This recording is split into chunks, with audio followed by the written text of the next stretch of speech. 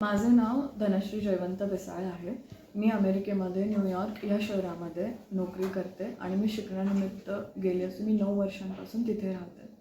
माझे भारतात येण्याचं कारण म्हणजे 4 जुलै रोजी माझा भाऊ धनराज जयवंत पिसाळ यांनी आत्महत्या केली व त्यामुळे मी भारतामध्ये 5 जुलै रोजी आले.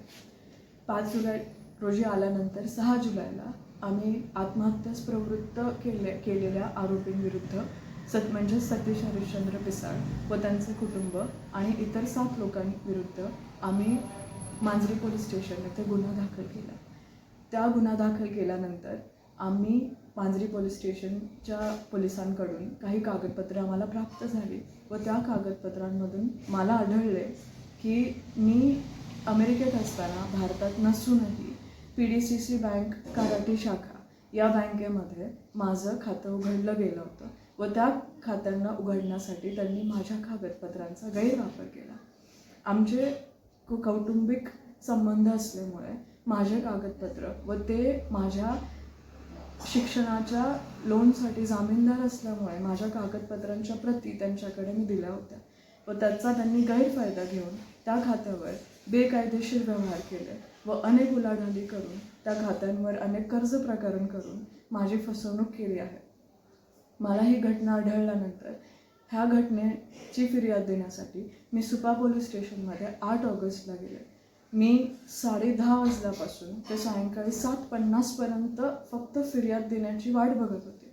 सुपा पोलीस स्टेशनमधले अधिकारी, वरिष्ठ अधिकारी, प्रथमतः मनोज कुमार नवसारे साहेब आणि पोलीस हवालदार राहुल भाग्यवंत ह्या दोघांनी मिळून मुख्य आरोपी सतीश हरिश्चंद्र पिसाळ व त्यांची बायको आशा सतीश पिसाळ हे केवळ 15 मिनिटाच्या अंतरावर असून त्यांच्या व्यवसायाच्या ठिकाणी बसलेले असूनही त्यांना अटक केली नाही व त्यांना पलायन करण्यास मदत केली व माझी फसवणूक करून त्यांनी मला माझ्या प्रक्रियेस विलंब लावला आहे.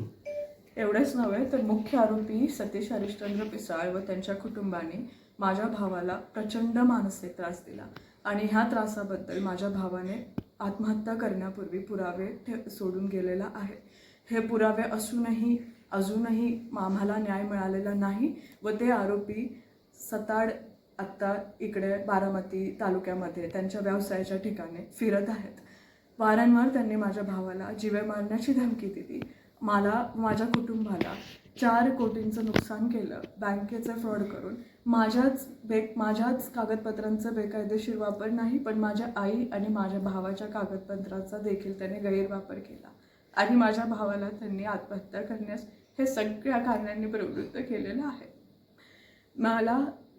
मी खूप प्रशासकीय आणि राजकीय लोकांकडे गेल्या 1 महिन्यांपासून मी त्यांच्याकडे जाते मदत मागण्यासाठी पण मला न्याय मिळत नाही आहे. मग मला आणि माझ्या आईला न्याय मिळावा हीच माझी महाराष्ट्राच्या उपमुख्यमंत्री सुनेत्राताई पवार आणि महाराष्ट्राचे मुख्यमंत्री देवेंद्र फडणवीस यांच्याकडे कळकळीची विनंती आहे. नाहीतर माझ्या कुटुंबाला देखील आत्महत्या करण्याशिवाय काहीच पर्याय उरणार नाही. एवढेच मी त्यांना सांगेन.